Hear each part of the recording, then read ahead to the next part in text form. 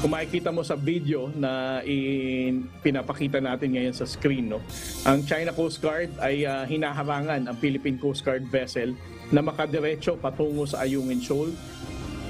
Chinese Coast Guard muling sinubukang harangin ang resupply mission ng Armed Forces of the Philippines sa Ayungin Shoal.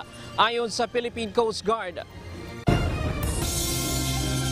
It may still be possible. Again, we are not in control of so many things, no?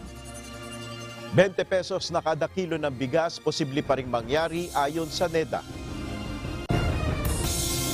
Hanggang pinsang buo po, yung mga fourth degree of consanguinity po at affinity po ay sinisikap po natin na ilipat po sila at ialis po doon sa kanilang mga present assignment.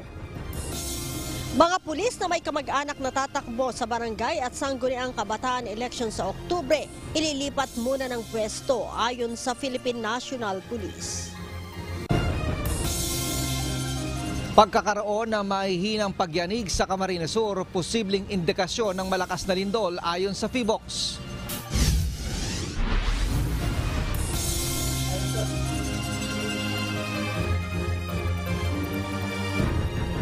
Magandang hapon, Pilipinas at sa buong mundo.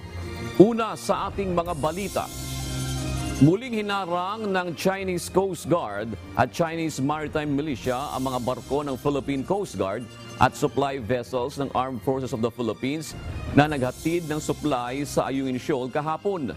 Ngunit bigo ang mga barko ng China na muling mapigilan ng panibagong rotation and resupply mission para sa mga sundalong Pilipino na nakaistasyon sa BRP Sierra Madre.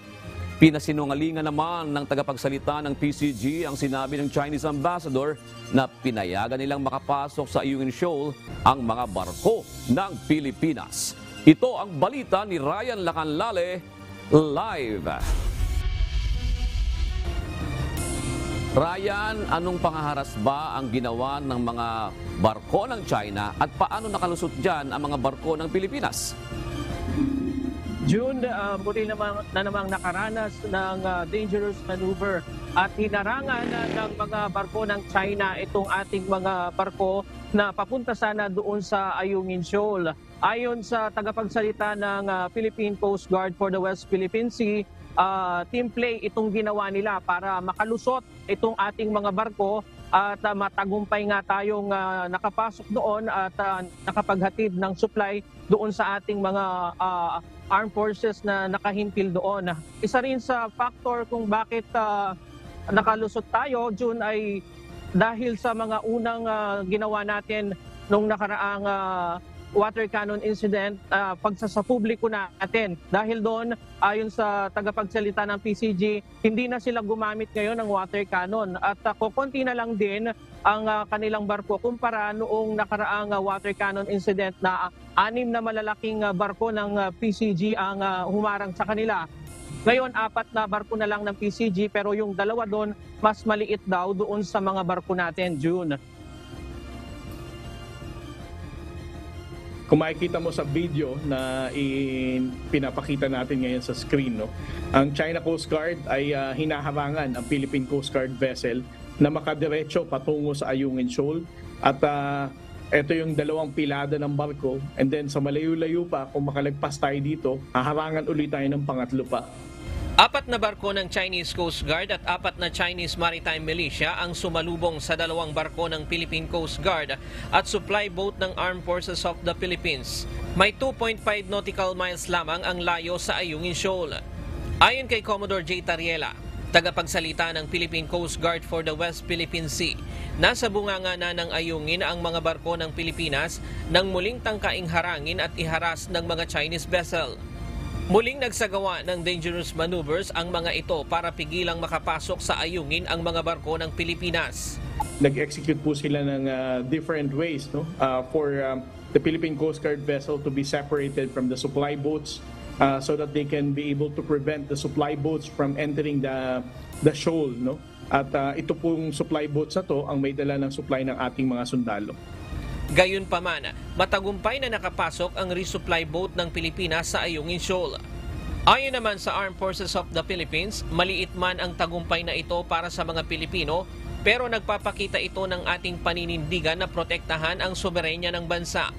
Dito ay pinapakita natin ang ating katatagan, ang ating pagkakaisa bilang isang bansa na isulong ang tama at ang nararapat para sa hindi lang para sa ating kapakanan ng mga ating mga Pilipino, kundi na rin para sa international order na sinasabi. Because what we are actually promoting here is not just our sovereign rights, but of course the implementation of a very important convention, which is the United Nations Convention on the Law of the Sea.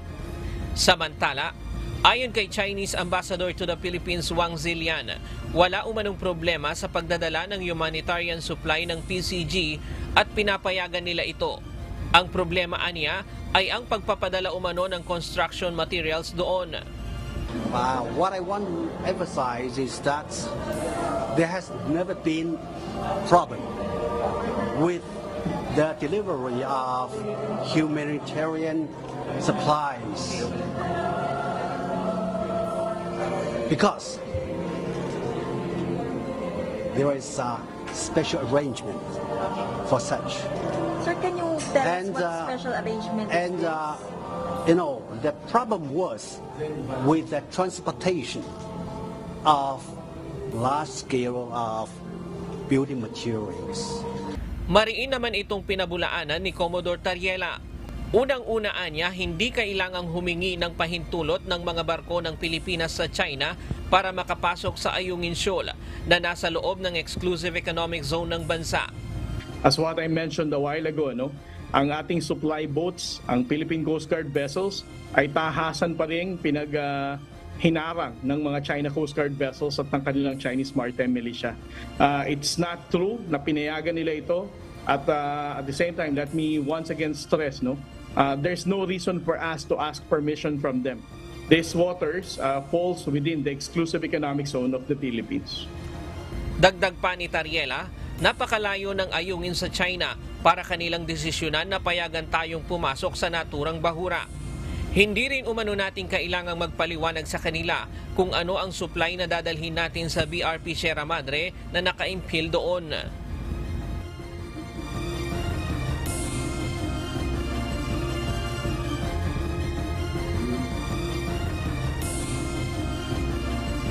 June, sa ngayon, wala pa tayong impormasyon kung paghahain muli ng diplomatic protest ang bansa hinggil dito. Balik sa iyo, June. Ryan, papaano ba nalalaman ng China kung ang dala o ang karga lamang ng vessels ng Philippine Coast Guard ay para sa resupply mission, para sa mga pangangailangan ng ating mga tropa sa Ayungin Shoal? At paano nila nalalaman kung ito ay may mga construction materials?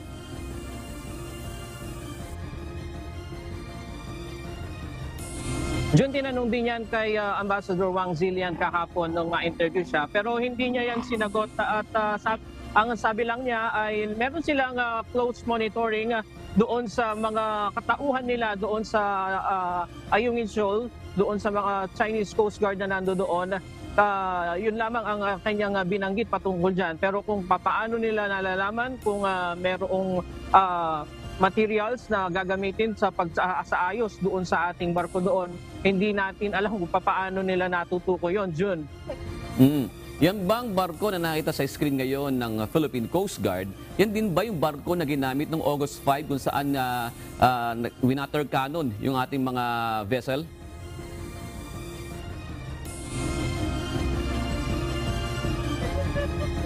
Yung mga barko ng PCG na yan, June, yun din ang pumupunta dyan sa West Philippine Sea na nagkakaroon kapag mayroong resupply mission, June. Yan, may mga ulat na sinasabi, kasi yan, parang drone shot itong nakikita namin sa TV ngayon kasi smooth na smooth yung pagkaka-aerial shot na ito. May mga sinasabi na meron daw na US Navy surveillance plane na Poseidon 8 na paikot-ikot habang nangyayari ang insidente na yan. Ryan, ito ba'y kinumpirma ng tagapagsalita ng PCG on West Philippine Sea? Sa ngayon, wala pang kumpirmasyon patungkol sa bagay na yan, June, ang Philippine Coast Guard. Alright, salamat, Ryan Lacanlale. Nanindigan ang Department of Foreign Affairs o DFA DFA na limited ang lahat ng rotation at supply missions o resupply missions sa BRP Sierra Madre. Ito ni China to the Philippines, Wang Xilian, na nayagan nila ang pagdadala ng mga gamit sa itong kargang construction materials. Sa isang pahayag, sinabi ng DFA na bahagi na ng routine activities ng Pilipinas ang rotation at resupply mission sa BRP Sierra Madre na nasa exclusive economic zone ng Pilipinas. Binigyan diin ng ahensya na ang pagsagawa ng resupply missions ay karapatan at jurisdiksyon ng Pilipinas sa loob ng maritime zones nito at hindi kailangang ipaalam o apurbahan ng ibang bansa.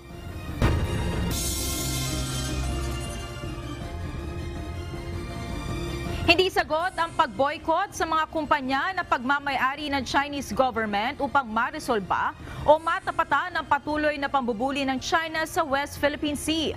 Ayon kay NEDA Director General at Socio-Economic Planning Secretary Arsenio Balisacan, dapat maresolba ang issue sa rehiyon sa pamamagitan ng mapayapang paraan at hindi sa pamamagitan ng pag-boycott. Una nang pinalutang ni Senate President Juan Miguel Zubiri ang ideya na i-boycott ang Chinese-owned companies dahil sa nagiging aksyon ng Beijing sa West Philippine Sea. I think we have to look at this issue from in a broader scale. I don't think that in the history of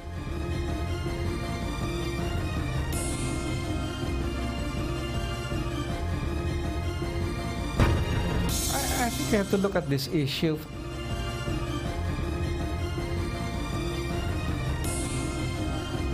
Naungkat sa pagdinig ng Kamara sa panukalang budget ng Department of Justice o DOJ ang pagkakaroon ng body-worn camera sa mga jail guard bilang tugon sa mga problema at krimen sa New Bilibid Prison. Ayon kay Justice Secretary Crispin Remulla, may request na sila upang mapondohan ito pero hindi umano ito ibinigay ng Department of Budget and Management o DBM. Ito ang balita ni JP Nunez. Matagal ng issue ito eh. Marami pong nasasacrifice, hindi lang yung PDL, pati po yung mga personnel involved dito po sa Bucor, mapipigilan po. So Mr. Chair, siguro po maganda maisama ito sa priority. Sa pagtalakay ng House Committee on Appropriation sa panukalang 34.48 billion pesos na proposed 2024 budget ng Department of Justice, tinanong ni One Rider Party List Representative Bonifacio Busita kung kasama sa panukalang pondo ang pagsasaayos ng mga closed-circuit television at pagkakabit ng body-worn camera sa mga personnel ng Bureau of Corrections. Ayon kay Busita, maaarian niyang sa pamamagitan nito ay masugpo ang mga issue ng krimen sa Bucor. Kaya naman ipinanawagan niya sa komite na kung maaari ay maisama rin ito sa mga paglalaanan ng pondo. Ayon kay Justice Secretary Remulla, may 100 million pesos na request para sa pagkakabit at pagsasaayos ng mga CCTV sa Bucor, pero walang pondong mailalaan para sa mga body-worn cameras. Bagaman may request sila sa DBM, hindi naman ito naisama sa panukalang pondo. Wala pa kong sinama sa budget kahit may request po. Actually, ang request po ng Bucor na budget is 32 billion. Ang binigay po ng DBM ay 7 billion lang po. Ayon sa komite, kailangan pang pag-usapan kung mayroong mga programa ng gobyerno ang maaaring tapyasan ng pondo at mailipat sa pagbili ng mga body-worn cameras. Samantala, si ACT Teachers Party List Representative Franz Castro naman pinuna kung bakit pareho pa rin ang halaga ng ilalaang pondo sa kada isang person deprived of liberty o PDL. Sa nakaraang budget deliberation noong 2022, pinuna na rin niya kung bakit 70 pesos lamang ang meal allowance at 15 pesos ang medical allowance ng mga PDL. Last year po, kinwestiyon ko na ito. Pero hanggang ngayon, 70 pa rin. Ano na inflation, no, Mr. Secretary and Mr. Chair. Pero bakit kaya, ano ba yung nirekomenda nyo sa DBM? Ito pa rin po ba yung nirekomenda nyo? Kasi yan po rin po yung nasa NEP. Ayon kay Secretary Remulla, hiniling na nilang gawing 100 pesos ang meal allowance ng mga PDL at 30 pesos naman ang medical allowance pero hindi ito naaprubahan ng DBM. Hindi ito binigay sa amin. At marami hong hindi talaga binigay ang DBM na kailangan po ng DOJ. Samantala, pinuri naman ng Kamara ang DOJ dahil sa mataas nitong budget utilization rate o yung bilis ng paggasto sa inilalaang pondo para sa mga programa ng gobyerno. May ilang mga kongresista rin ang naniniwala na dapat pang itaas ang budget ng DOJ dahil sa laki ng obligasyon nito upang maisaayos ang pantay na hustisya para sa mga Pilipino. JP Nunez, UNTV, News and Rescue. Diyos ang aming sandigan, serbisyo publiko ang aming pinahahalagahan. Ililipat ng pwesto ang nasa mahigit 300 pulis na mayroong kamag-anak na tatakbo sa darating na barangay at sangguniang kabataan elections. Ito'y upang maiwasan ng espekulasyon na posibleng maimpluwensyahan ng mga ito ang resulta ng eleksyon sa kanilang lugar. Ito ang balita ni Lea Ilagan. This is a normal practice naman po on the part of the PNP na kapag kami mga eleksyon ay inililipat muna natin pansamantala. Aalisin muna sa kanilang kasalukuyang pwesto ang nasa 327 na pulis na mayroong kamag-anak na tatakbo sa barangay at sangguniang kabataan election sa Oktubre. Ayon kay Philippine National Police spokesperson, Police Colonel Jean Fajardo, normal ang ginagawang reassignment ng mga tauhan tuwing may halalan. Bukod sa mga kamag-anak, posible rin umanong alisin ang mga pulis na may mga malapit na kaibigang kandidato. Hanggang pinsang buo po, yung mga 4th degree of consanguinity po at affinity po ay sinisikap po natin na ilipat po sila at ialis po doon sa kanilang mga present assignment para hindi rin po maisipan na makaka-impluwensya po sila sa darating po na eleksyon. Maaari pang madagdagan ang naturang bilang pagkatapos ng filing ng Certificate of Candidacy sa September 2. Nauna nang sinabi ni PNP Chief Police General Benjamin Acorda Jr. na ayaw niyang masasangkot sa partisan politics ang mga pulis. Samantala, 27 lugar naman mula Region 6, 7 at BARM ang posibleng pumasok sa red category ngayong halalan. Ito'y dahil sa history ng pagkakaroon ng intense political rivalry at presensya ng threat groups. Ito po yung mga areas kung saan na meron po tayong na-record na mga factors na pumasok po doon sa yellow category and orange category. At ito po rin ang magsisilbing giya po ng COMELEC po para i-declare po ito motu proprio na itong 27 na areas under COMELEC control po. Sa ngayon, patuloy pa ang ginagawang assessment ng PNP sa iba pang mga lugar sa bansa. Lea Ilagan, UNTV, News and Rescue. Diyos ang aming sandigan, serbisyo publiko ang aming pinahahalagahan. Ipinakontempt at ipinaaresto ng House of Representatives ang isa sa may-ari ng cold storage facility. Bunso nito ng pagtangging dumalo sa mga pagdinig kaugnay sa posibleng overpricing at price manipulation ng sibuyas. 20 kongresista na miyembro ng House Committee ang pumabor na i-cite for contempt si Eric Pabilona, may-ari ng Tianlong Corporation. Sang-ayon rin ang mga ito na ipaaresto at ipakulong si Pabilona sa koordinasyon sa PNP. Hindi pa rin nawawala ng pag-asa ang National Economic and Development Authority o NEDA na matutupad ang pangako ni Pangulong Ferdinand Marcos Jr. na 20 pesos kada kilo ng bigas. Ayon sa NEDA, may kinakailangan lamang na matutukan at ipatupad ng mga hakbang upang maging posible ang murang bigas. Ito ang balita ni Nel Maribohok. It may still be possible. Again, we are not in control of so many things, no? Naniniwala si National Economic and Development Authority Director General at Socio-Economic Planning Secretary Arsenio Balisacan na posible pa rin ang 20 pesos na kada kilo ng bigas sa termino ni Pangulong Ferdinand Marcos Jr. Ito ay kahit sinabi mismo kahapon ni Department of Agriculture Undersecretary Locadio Sebastian na wala pa sa plano ng kagawaran ang murang bigas. Ayon kay Secretary Balisacan, upang maisakatuparan ito, kailangan mapalaki ang produksyon ng palay. We need to increase productivity in agriculture. All right. What drives low prices are increases in productivity. Kinakailangan din anyang mamuhunan sa equipment para sa magsasaka, makabagong binhi na kakayanin ng climate change, teknolohiya at iba pa. I can't say that by next year you should be able to that's asking for the moon, it's that, that's not going to happen. Samantala, naniniwala ang NEDA na kakayaning maabot ang tinatarget nila na 6 hanggang 7% na gross domestic product growth sa buong taon ng 2023. Ito ay sa gitna ng patuloy na pagtaas ng mga bilihin at mga pangyayari sa ibang mga bansa na nakakaapekto sa ekonomiya ng Pilipinas. In the second half, we are sticking to the target of 6.6% to achieve a full year growth of at least 6%. That's is achievable. Pero aminado ang kalihim na posible pa ring maapektuhan ng inflation o bilis ng pagtaas ng presyo ng bilihin ang usad ng ekonomiya ng bansa. Nel Maribuhok, UNTV News and Rescue. Diyos ang aming sandigan, serbisyo publiko ang aming pinahalagahan. Narito naman ang mga balitang nakalap ng UNTV News Global Correspondents na ihahatid ni Ann Gonzalez mula sa Vietnam.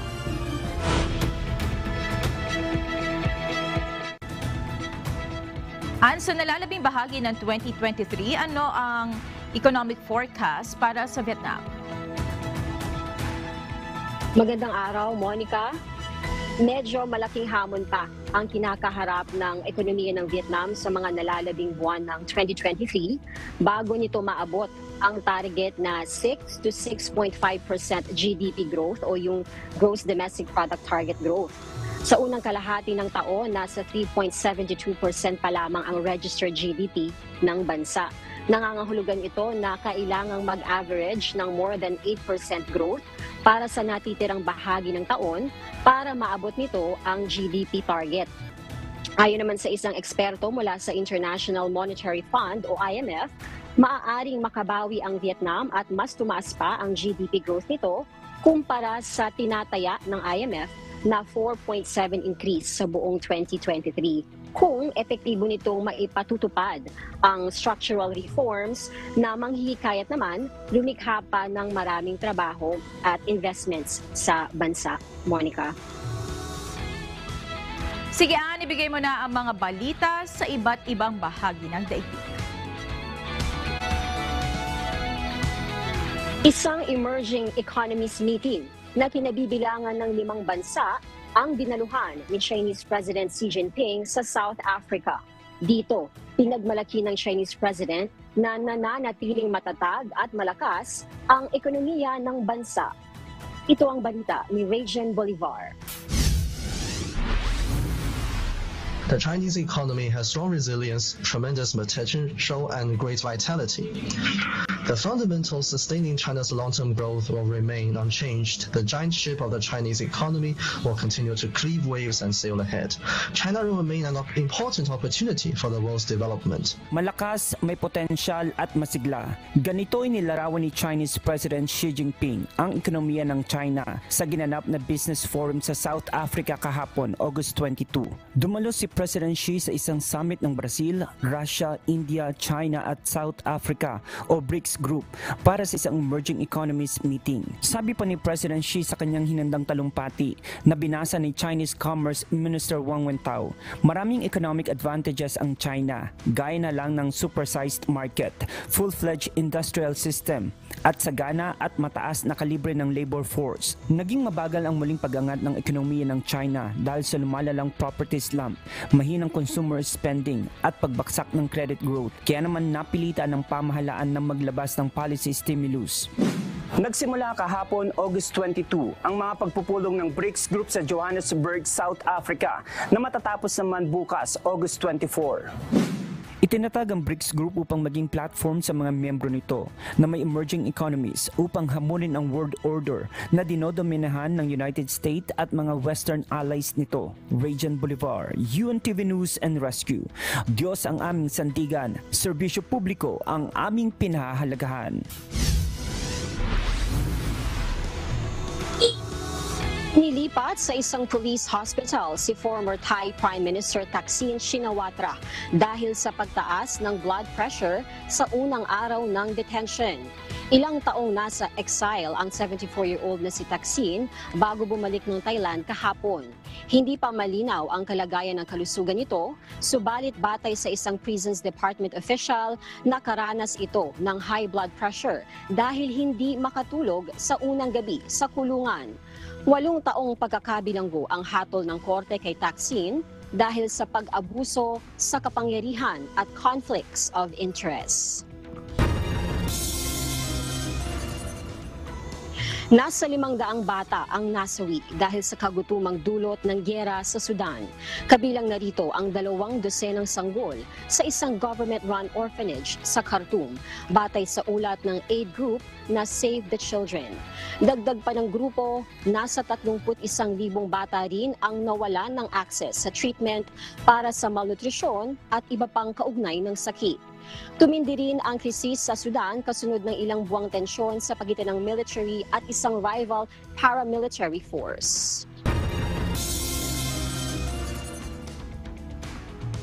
Lumabas sa isang pag-aaral na record high ang bilang ng mga batang nasawi dahil sa gun violence sa Estados Unidos noong 2021.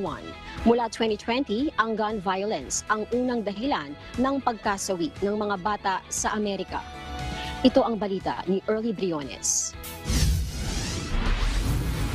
Pinakamataas na bilang ng child gun deaths ang naitala ng Estados Unidos noong 2021, batay sa bagong pag-aaral ng American Academy of Pediatrics. Sa ulat na nakalathala sa AAP's Journal Pediatrics, 4,752 ang bilang ng mga batang nasawi sa gun-related injuries noong 2021, batay sa datos ng Centers for Disease Control and Prevention o CDC. Higit na mas mataas sa bilang na 4,368 noong 2020 at 3,390 noong 2019. Simula taong 2020, gun violence ang nangungunang dahilan ng pagkasawi ng mga bata sa Amerika. Samantala, lumabas din sa pagsusuri na 67% ng mga biktima ng firearms homicides ay black children. Samantalang 78% naman ay white children sa gun-assisted suicides. Inilathala ang pag-aaral kasabay ng pagbubukas ng Tennessee lawmakers ng isang special session hinggil sa public safety. Kasunod ito ng nangyaring Nashville school shooting na dahilan ng pagkasawi ng 3 bata at 3 guro sa unang bahagi ng 2023. Hiling naman ni Tennessee Governor Bill Lee sa mga mambabata sa special session. Paigtingin ang red flag laws upang maiwasang magkaloob ng firearms sa mga taong itinuturing na banta sa public safety. Early Briones, UNTV News and Rescue. Diyos ang aming sandigan, serbisyo publiko ang aming pinahahalagahan.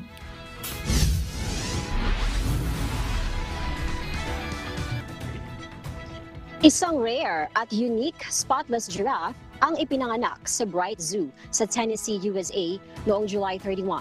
Ang 3-week-old na tinatawag na reticulated giraffe na may taas na 6 feet ay isang babae at kulay brown ang balat. Wala ito ng natural na pattern ng mga giraffe na brown spots na nakatutulong upang makapag-camouflage ito sa wild. Pinakahuling nabalitaan ng pagkakaroon ng solid brown na giraffe noong 1972 sa Japan, ayon sa director ng Bright Zoo na si David Bright. Sa ngayon, wala pang pangalan ang giraffe. Subalit sa isang Facebook post ay pinapipili ng zoo ang netizens kung ano ba ang dapat ipangalan dito.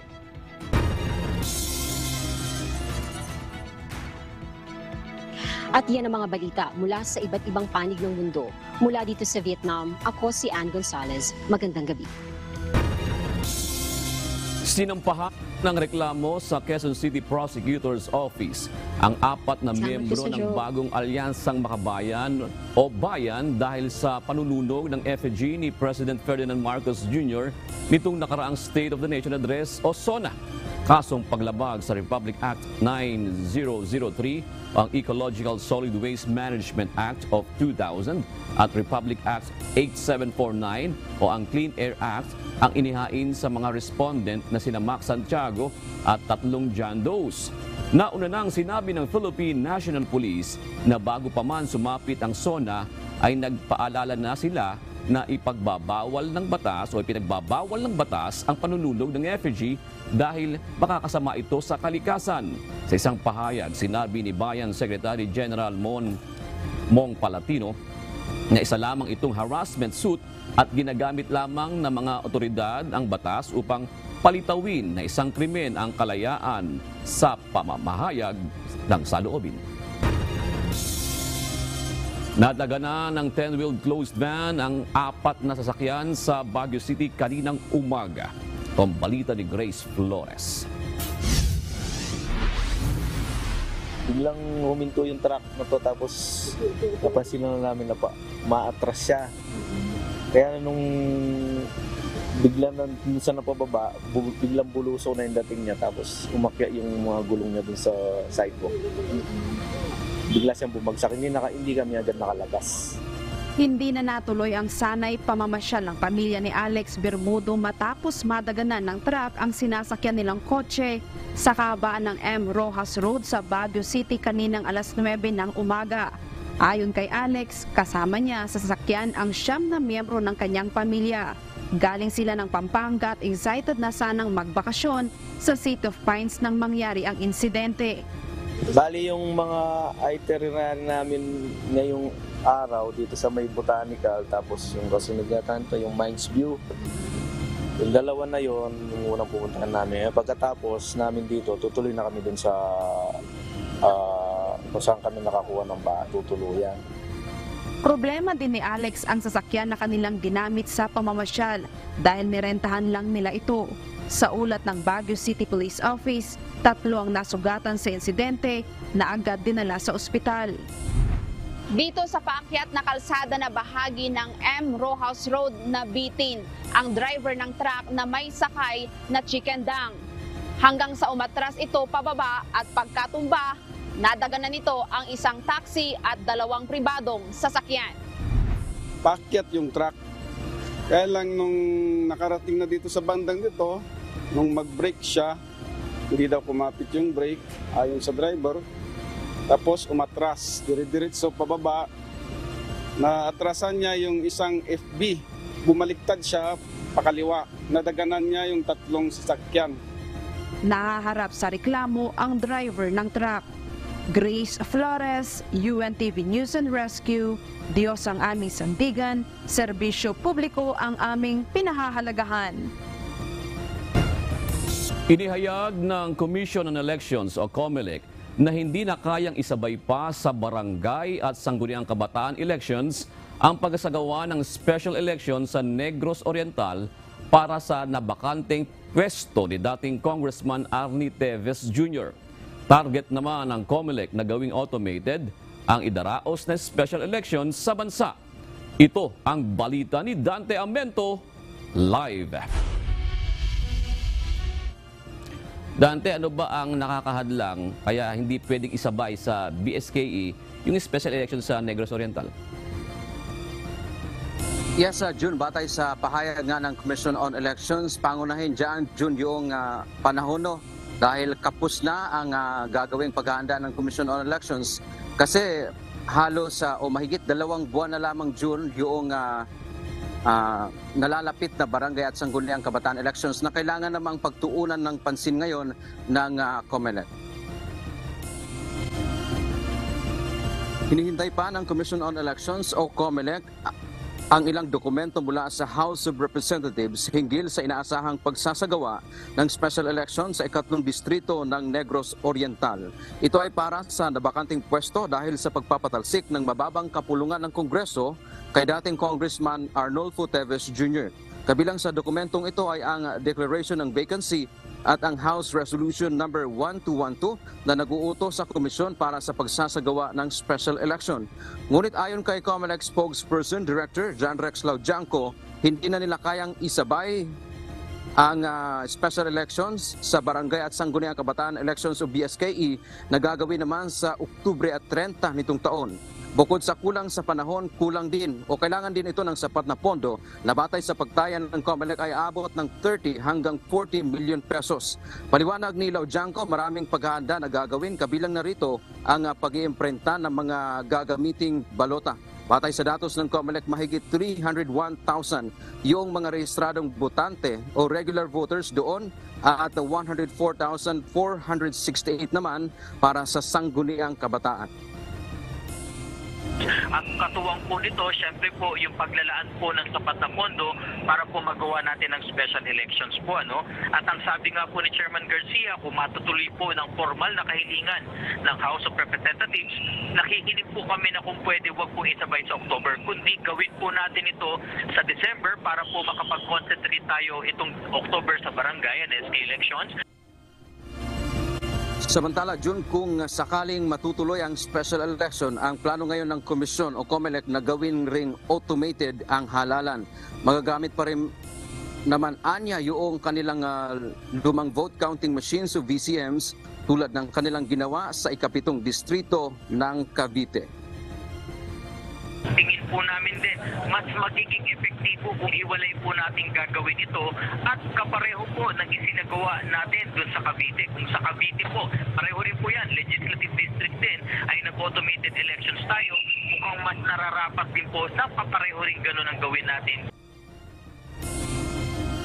June, kung sakasakali nga ang matutuloy itong special election na panukala ngayon gagawin dyan sa ikatlong distrito ng Negros Oriental, ito na yung pangalawang special election na gagawin ng COMELEC dahil matatandaan ng ating mga kasangbahay, nagkaroon naman ng special election noong nakaraang February dyan sa probinsya naman ng Cavite, doon sa nabakanting pwesto ni Secretary Remulla matapos nga siyang ma-appoint sa Justice Department.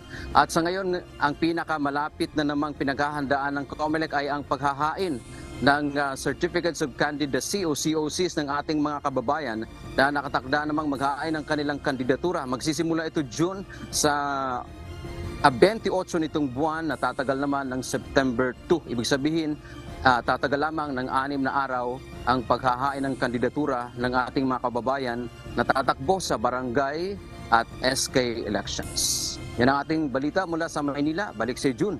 Dante, hinggil pa rin sa BSKE, doon sa mga EMBO barangays, may balita ba, Dante? Kasi sinasabi nga, magpa-file ng candidacy yung mga kakandidatong mga opisyal ng barangay, magiging opisyal ng barangay dyan sa mga EMBO barangays. At meron nang natukoy kung saan sila magpa-file. Magkakaroon ba ng medyo matinding adjustment, Dante, kung sakasakali na sa Oktubre ang eleksyon? Kasi may mga eskwelahan na, di ba, meron pang usapin sa eskwelahan dyan sa 10 barangay. Dante. June, batay sa pahayag ni Chairman Garcia, wala naman silang nakikitang malaking problema, at sa katunayan nga na resolba na yung issue ngayon, alinsunod sa desisyon ng Korte Suprema na talagang yung 10 EMBO barangay na dating pagmamayari ng Makati ay nasa jurisdiction na ngayon ng Taguig City. At mayroon ding inilabas kamakailan na kautusan ang COMELEC na yung mga datos, mga record, mga voters record ay lipat na mula doon sa election officer ng Makati papunta doon sa Taguig City. Sa madaling sabi, Jun, wala namang nakikitang problema sa pagdaraos ng eleksyon dyan sa 10 barangay na nailipat na nga officially dyan sa lungsod ng Taguig, June. Maraming salamat, Dante Amento. Sa ibang balita, nagkakaroon ng magkakasunod na lindol sa Ragay, Camarines Sur simula pa sa mga nagdaang buwan. Ayon sa PHIVOX, may nais itong ipahiwatig kaya't dapat na maghanda ang publiko. Ito ang balita ni Ray Pelayo. Yung Camarines Sur po kasi, yung geological aspect po niya is meron po tayo diyang mga katabing fault and yung Philippine fault po natin. Tapos yung meron po tayong mga local na mga fault po dyan sa area po na yan. Tadtad ng mga pabilog na kulay pula ang mapang ito ng Philippine Institute of Volcanology and Seismology o PHIVOX. Ito ay ang mga lugar na naitala ang mga lindol sa bahagi ng Ragay sa Camarines Sur mula pa noong buwan ng Hunyo. Ayon sa PHIVOX, umabot na ito sa 119, ngunit mahihina lamang kung saan ang pinakamataas na naitala ay magnitude 4.4. Ang tawag dito ng PHIVOX ay earthquake swarm. So ito po ay mga minor lang po or light earthquakes lang po. Hindi po siya nagkakaroon ng parang main shock or malaking earthquake. kundi parang nagka-cluster lang po siya sa isang area po. Na definitely po, in times, nawawala din po siya. Pero po, mag-o-occur pa din po siya in a few days. Magkakaroon pa rin po ng mga activities po dun sa area. Pero in time po, medyo mawawala din po siya. Dati na ring nangyari ang earthquake swarm sa Camarines Sur noong 1993 at 2021. Pero ayon sa PHIVOLCS, posible rin na ang mahihinang pagyanig na ito ay senyales na may mangyayaring malakas na lindol. So dahil po nagka-earthquake swarm doon sa area, gumagalaw po yung sinasabi nating local fault doon sa area. So possible po na maging indication po siya ng malakas na paglindol. Sa tala ng PHIVOLCS, nagkaroon na ng 7 malalakas na lindol na nakaapekto sa Ragay, Camarines Sur sa lakas ng magnitude 6 hanggang 7.4. Ang pinakamapaminsala ay noong 1973 na tinawag na Ragay Gulf Earthquake kung saan gumalaw ang ginayangan segment ng Philippine Fault. May lakas itong magnitude 7.4 at umabot sa intensity 8 ang naramdaman sa lugar. Paalala ng PHIVOLCS sa publiko, laging maging alerto at mag-draft, cover and hold kapag may malakas na lindol. Tiyakin ding matibay ang mga gusali at sumunod sa standard. Ray Pelayo, UNTV News and Rescue, Diyos ang aming sandigan, serbisyo publiko ang aming pinahahalagahan. Isang low pressure area ang binabantayan ngayon ng Pag-asa. Alamin natin ang latest sa ating panahon mula kay Ray Pelayo na nasa UNTV Weather Center live. Ito bang LPA ay nasa loob ng ang PAR o nasa labas pa ba ito? At ito ba ay magiging bagyo? Yes, June, magandang hapon sa ating mga kasambahay. Nasa loob na ito ng Philippine Air Responsibility at sa PAR mismo ito na buo. Ayon sa Pag-asa kaninang alas 3 ng hapon, nasa 445 kilometers sa may silangan ito ng Northern Luzon, extreme Northern Luzon. Ito ay ngayon ay nagkakaroon ng epekto sa ilang bahagi ng ating bansa. Pero ayon sa Pag-asa, itong low pressure area na ito ay posibleng maging bagyo. Papangalan nitong Goring sa lokal na pangalan at maaaring sa mga susunod na araw nga yan nating obserbahan kung anong maging epekto nito sa ating bansa. Pero sa ngayon ay yung trough o extension nito nakaka-apekto sa ilang bahagi ng Cagayan Valley at Cordillera Administrative Region. Makakaranas po dyan ng kalat-kalat na mga pag-ulan. Yung habagat ay malakas pa rin po ngayon, nakaka-apekto sa malaking bahagi ng ating bansa. Yung Mimaropa area, Bicol Region, Visayas, yung Zamboanga Peninsula at kasama na ang BARM ay makakaranas din po dyan ng kalat-kalat na mga pag-ulan. Ang Metro Manila at nalabing bahagi naman ng bansa ay makakaranas pa rin po ng papulupulong mga pag-ulan, pagkidlat at pagkulog. Ayon sa Pag-asa, maaari pa rin tayong makaranas ng malinsangang temperatura dahil pa rin po yan sa epekto ng El Nino phenomenon. Jude? Awas ba yung LPA na yan sa nararanasang init, Ray? Yes, June, dahil nakikita natin na medyo magtatagal itong LPA nito. Actually, early next week, yung magiging posisyon niya halos dyan pa rin, magiging stationary siya hanggang sa ito'y makaipon ng lakas bago ito dumaan sa extreme Northern Luzon, yung area ng Batanes, by late ng next week. So maaaring bago mag-transition yung buwan ng Agosto hanggang Setyembre ay maaaring buhay pa itong low pressure area na magiging eventually, nakikita natin magiging talagang bagyo ito, June. May gaano kalaki ang posibilidad, Ray, na ito ay bumaba ang direksyon nito, Ray? Well, hindi inaalis natin yung possibility. Pero ang based dun sa mga models na tinignan natin, na mga international models, ay talagang ngayon, ang direksyon nito ay maaaring pumunta dyan sa may area ng Batanes. Pero medyo matagal pa, bibilang ng araw, maaaring by Wednesday pa next week or Tuesday next week. Tsaka ito medyo kikilos pa kanluran papunta dyan sa may West Philippine Sea. Pero sa ngayon nga ay nag-iipon pa ito ng lakas. Yung pagbaba ng kanyang direksyon, obserbahan natin dyan sa mga susunod na araw, maaari na ito ay kumagat ng konti. Yung pinaka-cloud ba nito, yung nasasakop nito, dyan sa may area ng Northern Luzon, June. Epekto ba ito sa habagat? Kasi noong mga nakarang araw, hindi masyadong nag-uulan eh. Nakikita natin, June, doon sa mga models din na palalakasin itong bagyo na papangalanan ng Goring, yung habagat. By weekend, nakikita natin habang lumalakas to, medyo hahatakin niya yung habagat. Ang maapektuhan naman ay yung kanlurang bahagi nating bansa, yung Palawan area, yung Samar at Leyte, Panay at Negros Island, din yung mga Zambales area na yan, maging yung Zamboanga Peninsula. Nakikita natin next week magiging maulan sa malaking bahagi nating bansa. Maraming salamat, Ray Pelayo. Lumabas sa pagdinig sa Senado na daang libo pa rin ang kulang na classroom sa buong bansa. Ayon sa Department of Education, halos 400 bilyong piso ang kakailanganin para mapunan ang kabuuang backlog sa silid-aralan. Pero ayon sa isang mambabatas, imposible na mailagak ang ganoong kalaking pondo para sa susunod na taon. Ito ang balita ni Harleen Delgado.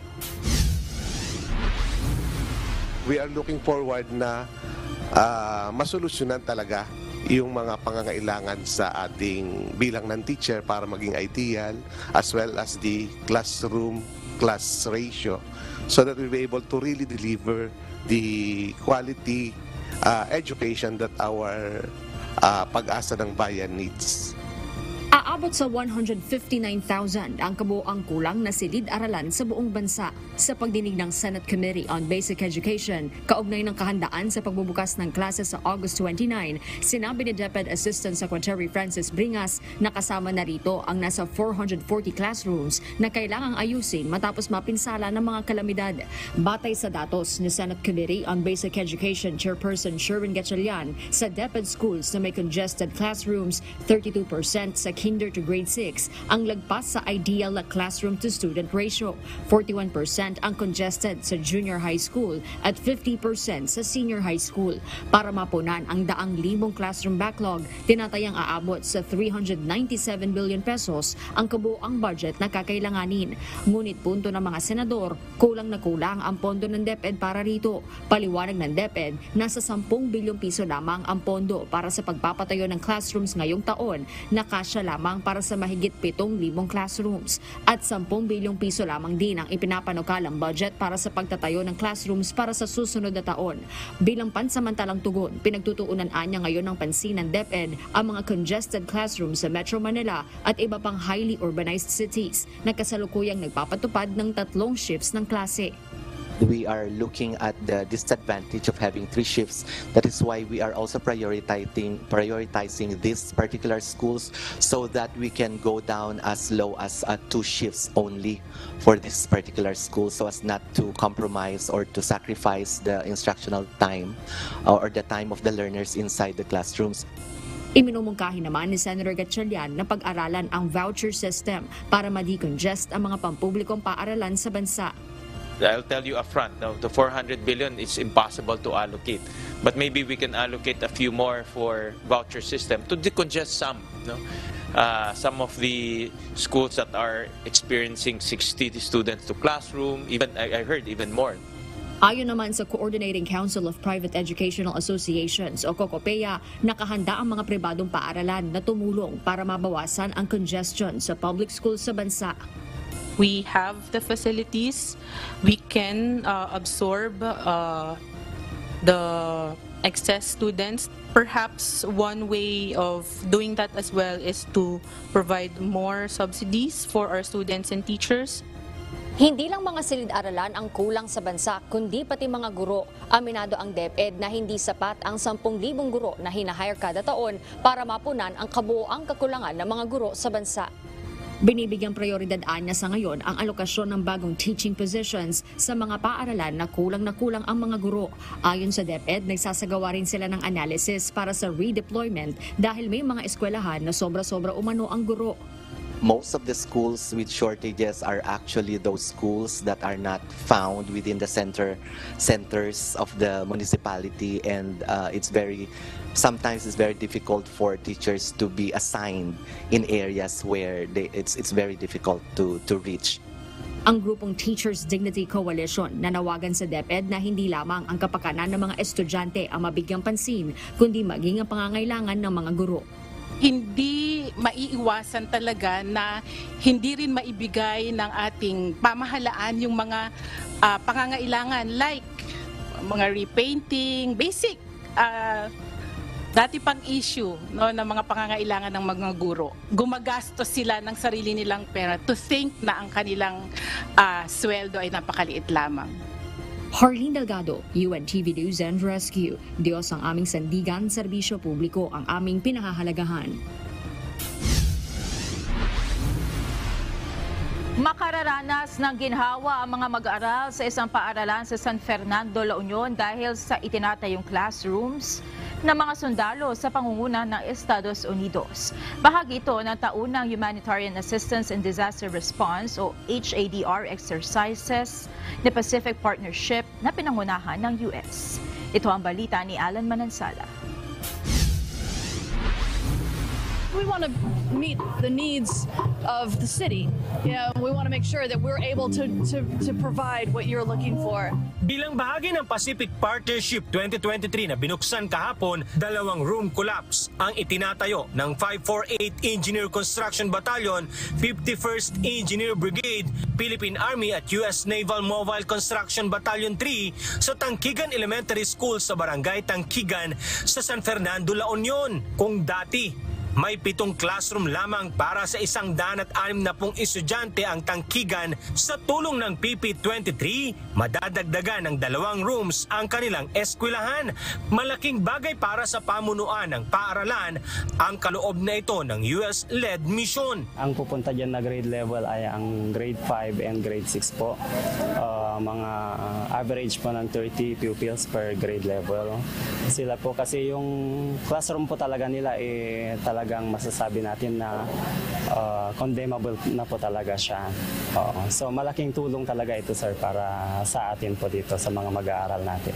Ang PP23 ay naglalayon din na palakasin ang kakayahan ng mga kalahok pagdating sa Humanitarian Assistance and Disaster Relief o HADR. Ang laki talaga ng advantage on the part of the host nation, tayo yon, yung bansang Pilipinas. Because aside from that, na we receive resources, we receive yung expertise nila na ituturo sa ating responders. Basically tayo, kasama na rin po yung other uniform agencies and yung LGU, yung non-government organizations din na dito sa localities. Saklaw ng HADR exercise ang pagsasanay sa paghahanap at pagsagip, mga programang medical at dental civic action, mga proyekto sa engineering at isang culminating scenario na pagtugon sa lindol tsunami. Here in the Philippines, you do get typhoons, and I know that you are already incredibly resilient to that. We see that in the way that you as a nation bounce back after these events. But again, I think that we're here to learn from how you do that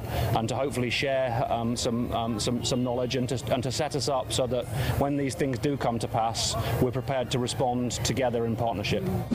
Ito ang ika-18 pagkakataon na idinaraos ang ehersisyo upang mapahusay ang interoperability ng mga magkakalyadong puwersa sa Indo-Pacific region sa larangan ng HADR.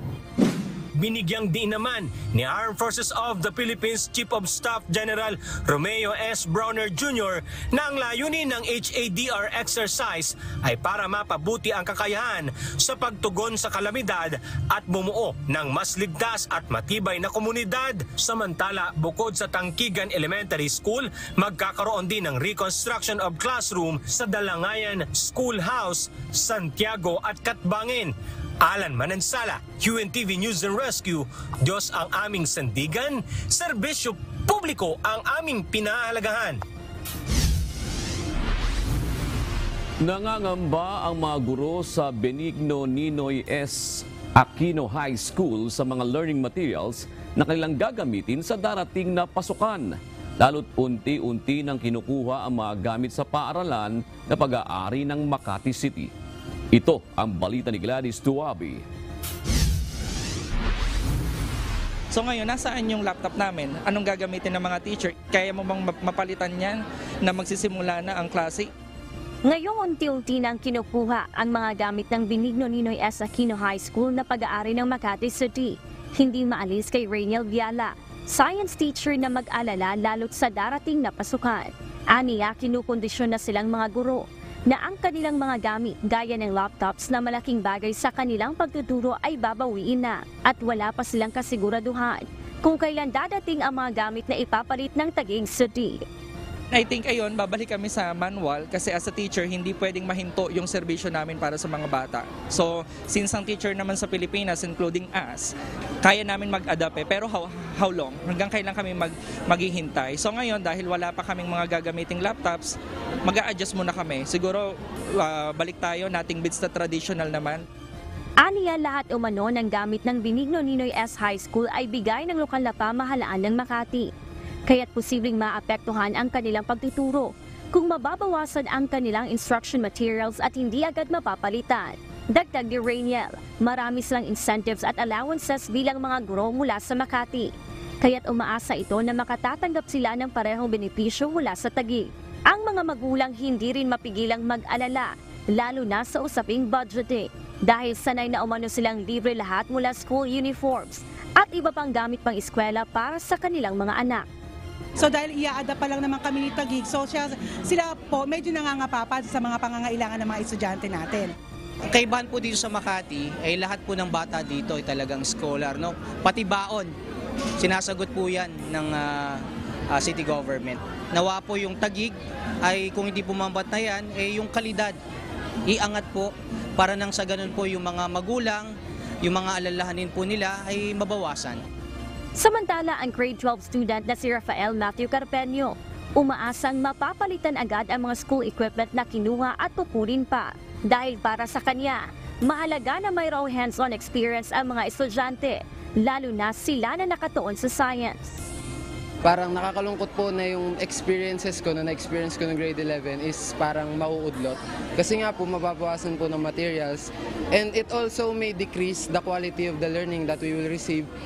Since we're more on sciences, we're more on hands-on learning po in sciences. So without the materials we need, if they were to be taken back, may hirapan po kami mag-hands-on. Para ang mangyari na lang po is magiging theory, puro lessons na lang po ituturo sa amin. Ang hiling lamang ng mga guro sa paaralan, matanggap pa rin nila ang parehong benepisyo na kanilang nakukuha mula sa Makati City. Ganon din ang mga gamit sa lalong madaling panahon na malaking bagay para sa mas epektibong pagkatuto ng mga estudyante. Sa ngayon ay tuloy-tuloy ang ginagawang inventory para sa mga gamit ng mga paaralan bago itutuloy ang kunin ng Makati. At unti-unti na rin ang pagdating ng mga gamit mula sa Taguig gaya ng mga school supplies. Gladys Tuwabi, UNTV News and Rescue. Diyos ang aming sandigan, serbisyo publiko ang aming pinahalagahan. Inanunsyo kanina ni Makati City Mayor Abby Binay na nakakuha sila ng approval mula sa tanggapan ni Vice President at Education Secretary Sara Duterte na mamahagi ng school supply sa mga estudyante mula sa 14 na paaralan na sakop ng Embo Barangays. Ito ang mga eskwelahan na apektado ng agawan ng teritoryo sa pagitan ng Makati at Taguig City. Sa isang pahayag, sinabi ni Mayor Binay na aabot sa 45,000 mga estudyante mula sa Embo schools ang mabibigyan pa rin ng libreng gamit pang eskwela mula sa Makati. Nauna na ring pinagtalunan ng dalawang lungsod ang pamamahagi ng school supply sa mga estudyanteng sakop ng Embo Barangays. Nasa Heritage Memorial Park na sa Taguig City ang mga labi ni Department of Migrant Workers o DMW Secretary Susan Toots Ople. Inaasahan ngayong gabi ang pagdating ng ilang mga opisyal na nakasama ng kalihim sa gobyerno.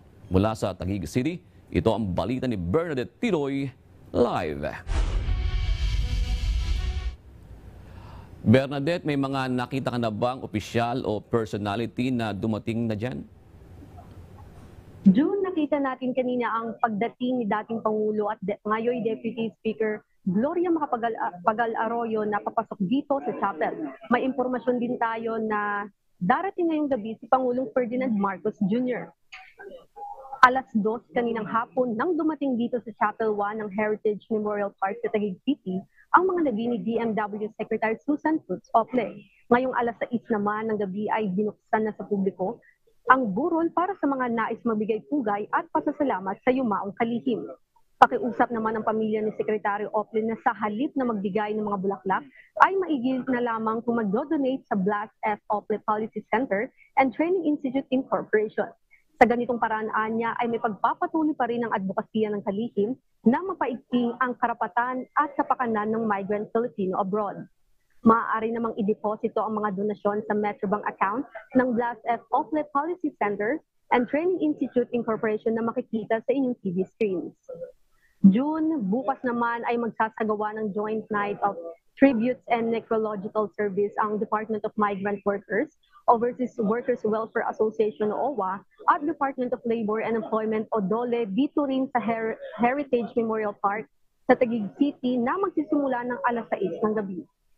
Sa ngayon, June, nakaantabay pa tayo sa mga magaganap dito sa Heritage Memorial Park at sa ngayon ay yan na muna ang latest mula dito sa Taguig City. Balik sa iyo.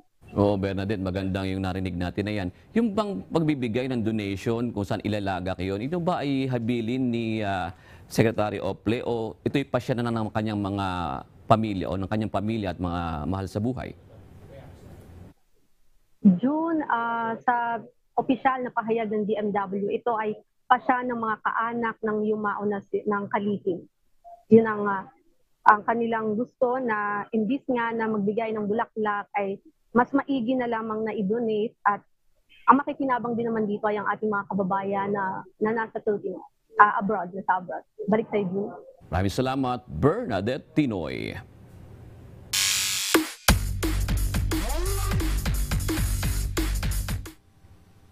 Muling masasaksihan ang exciting game sa UNTV Volleyball League bukas na gaganapin sa Paco Arena sa Maynila.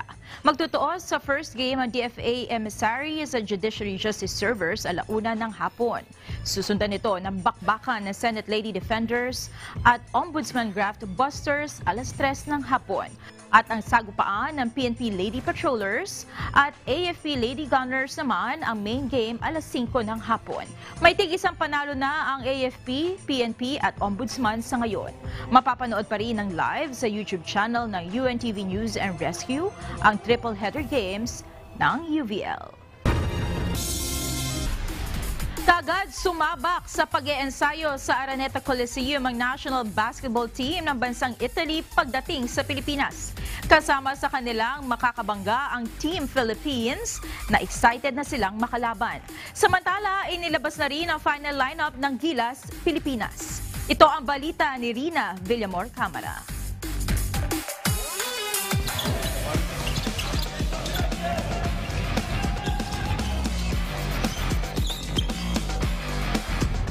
Bansang Italy dumating na sa ating bansa. Mataas ang kanilang moral matapos manalo kontra sa New Zealand sa FIBA Solidarity Cup sa bansang China noong nakaraang Lunes.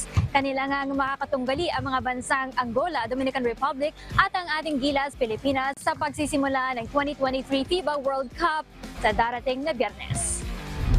Papangunahan ni Coach Gianmarco Poseco ang kanilang koponan na kilala din bilang Azzurri.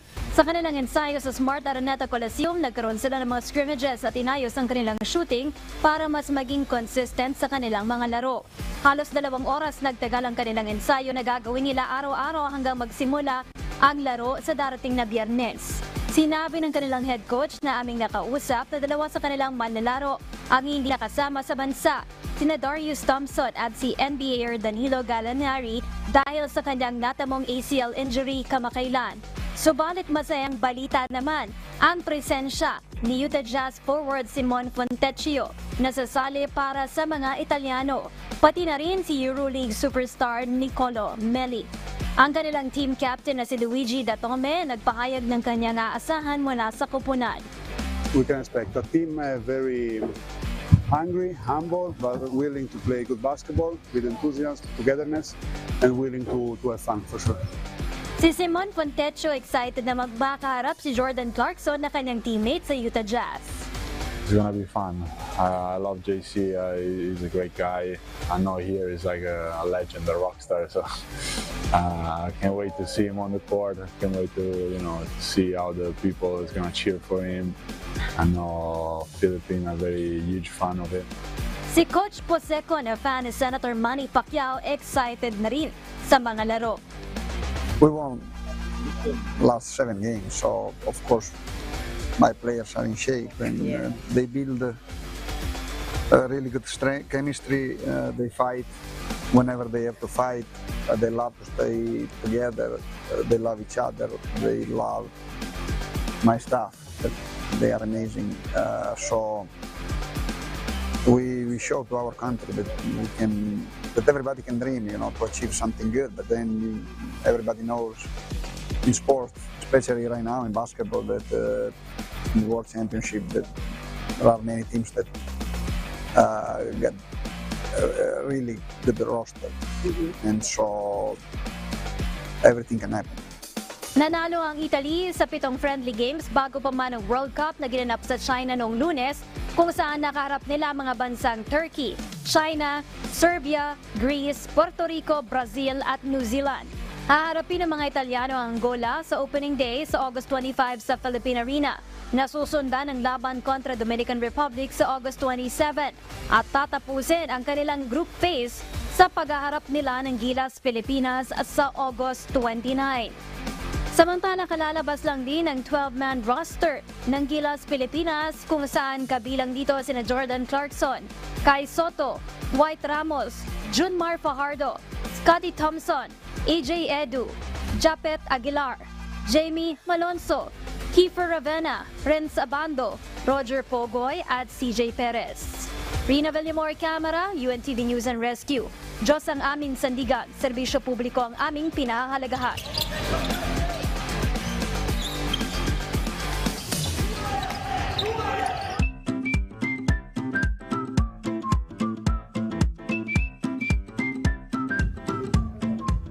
Ito na-miss natin itong mga kausera natin hinggil sa presyo ng bigas. Ang ating kaagad na basahin ng komentaryo ni Winifredo Estremera. Yan, sabi po niya, kahit di umabot ng 20 pesos ang kilo ng bigas, basta huwag lumampas sa 50 pesos ang kilo ng bigas, ay malaking tulong na sa mahihirap. Uy, mahal na yun 50 pesos, mahal na yun actually. Sabi naman ni Mario Oliveros, maraming factor yan bago nyo magawa na pababain sa 20 pesos per kilo ang presyo ng bigas. Sabi naman po ni Leon, 1 taon pa lang ang Pangulo, may 5 taon pa para mapababa ang presyo ng bigas at iba pang bilihin at mapataas ang ekonomiya, sahod at mga benepisyo. Ay, hopeful siya. Ibang issue naman po tungkol to sa paglabag sa environmental laws. Ito ba yung pagsusunog ng LPG? Oo.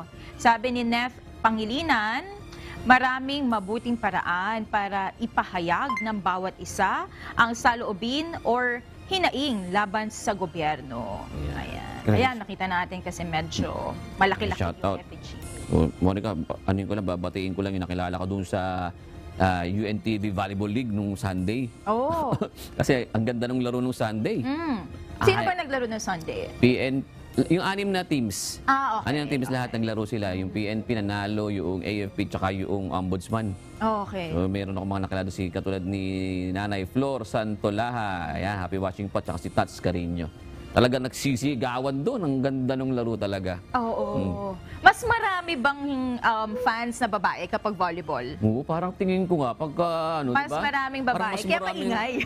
Oo, parang kasi maraming babae. Yung volleyball, pag nanonood sila, ang dami. Tsaka ibang klase yung Hindi, iba kasi talaga pag na-excite ang babae, ang lalaki, tumitiliba ang lalaki. Parang di naman. Hindi naman. Pero sa PNP, si Porio, ang daming fans. Lagi nagpapalo sa kanya, groupie. Talaga? Sa mismo humahawak ng cellphone, pag ganun siya. Ayun. Porio. Si Porio yun, di ba? Sa PNP. Nako naman. Tsaka maraming magagaling. Bawat team merong gagaling talaga. Parang superstar ng bawat team. Kumbaga, hindi ka dapat magpakampante kasi pwede ka talaga matalo. Oo. At saka itong mga mga totoong empleyado to na bawat. Tapos meron silang mga parang hugot o import kasi kung tawagin nila. Okay. Merong